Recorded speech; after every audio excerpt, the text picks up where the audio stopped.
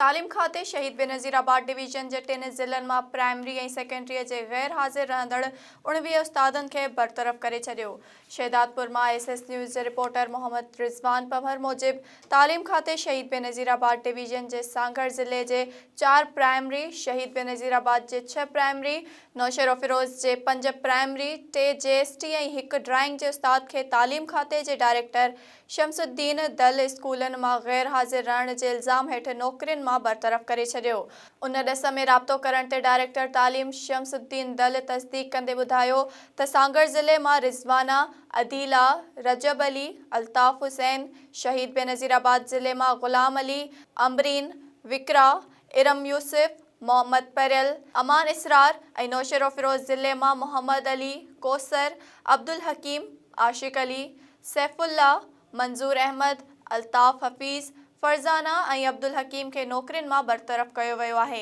हिन चयो त ॼाणायल उस्ताद डिघे अरसे खां गैर हाज़िर रहंदा पिया अचनि, उन करे क़ानूनी तरह जांच मुकमल करे खेनि नौकरीअ मां बरतरफ़ कयो वियो आहे।